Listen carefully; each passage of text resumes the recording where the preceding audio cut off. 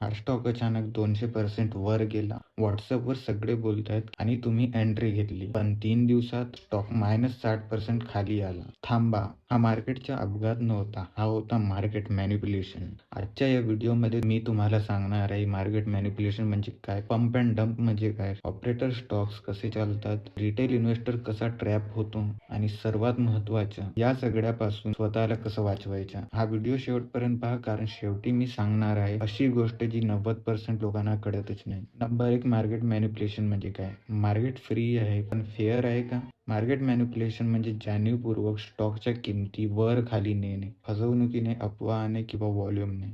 हे कोण करतो? हे कंपनी नाही करत, हे एक्सचेंज नाही करत, हे करतात ऑपरेटर्स, कार्टल्स आणि स्मार्ट मनी. ते तुमच्या इमोशनशी खेळतात, जसे ग्रीड, फिअर आणि होप. आणि तुम्ही विचार करता सगळे घेत आहेत, मी का नाही? आणि इथे ट्रॅप सुरू होते. Pump and dump concept. Stock वर जातो आणि न्यूज येते, टेलिग्राम ग्रुप फुलतो आणि तुम्ही लेट होता. पंप अँड डंप म्हणजे ऑपरेटर आधी स्वस्तात स्टॉक जमा करतो, लो व्हॉल्यूम मध्ये आणि अननोटिस्ड होऊन. मग अचानक फेक न्यूज फैलवतो, पेड टिप्स देतो, ब्रेकआउट चार्ट्स दाखवतो आणि नेक्स्ट मल्टी बॅगर असे टॅग्स देतो. स्टॉक वर जातो, साधारण माणूस एंट्री घेतो आणि मग तो ऑपरेटर डंप करणं सुरू करतो. ऑपरेटर हळूहळू आपला स्टॉक विकतो तेव्हा साधारण माणूस खरेदी करत असते आणि एक दिवस लोअर सर्किट चालू होतो आणि तुमचे पोर्टफोलिओ मायनस मध्ये जातो. पेन पॉईंट नंबर 1, मी नफ्यात होतो पण सेल नाही केलं. प्रॉफिट बुक करायचं होतं पण अजून वर जाईल असं वाटलं आणि हा सर्वात मोठा रिटेल ट्रॅप आहे.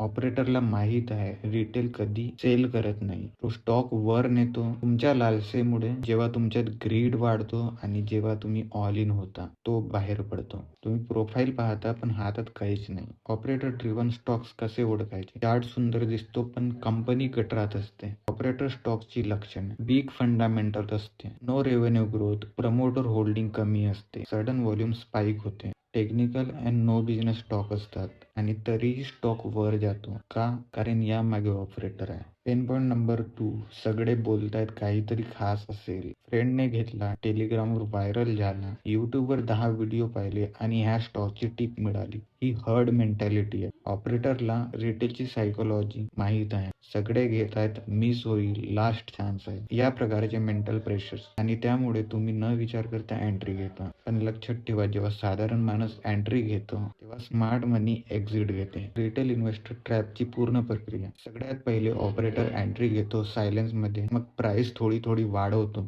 मग न्यूज प्लस टिप्स पसरवतो आणि मग साधारण माणूस फोमो मध्ये येतो. ऑपरेटर डंप करतो, साधारण माणूस अडकतो आणि मग स्टॉक डेड होते. हा सायकल रोज चालतो. पेन पॉईंट नंबर 3, लॉस मध्ये अडकलो, आता काय? -40% मध्ये आहे, सेल करू नका, होल्ड करू नका. हा इमोशनल ट्रॅप आहे. साधारण माणूस लॉस एक्सेप्ट करत नाही, तो होप ठेवतो, ॲव्हरेज करतो आणि आणखी जास्त अडकतो. आणि ऑपरेटर मात्र कधीच मागे ओढून पाहत नाही, स्वतःला कसे वाचवायचे. मार्केट मॅनिप्युलेशन थांबणार नाही पण तुम्ही बळी पडणार नाही जर हा सोल्युशन वापरलात तर. Solution number 1, fundamental first, revenue, profit, डेप्ट, कॅश फ्लो. जर बिझनेस समजत नसेल तर स्टॉक घेऊ नका. Solution number 2, no tip no Telegram. Tip देणारा स्वतः करोडपती का नाही? Free tips is equal to expensive loss. Solution number 3, exit plan आधी ठरवा, target, stop loss, time frame. Plan नसलेला ट्रेड म्हणजे सट्टा. Solution number 4, volume and price relationship पहा. प्राइस वर, व्हॉल्यूम वर is equal to warning. News शिवाय rally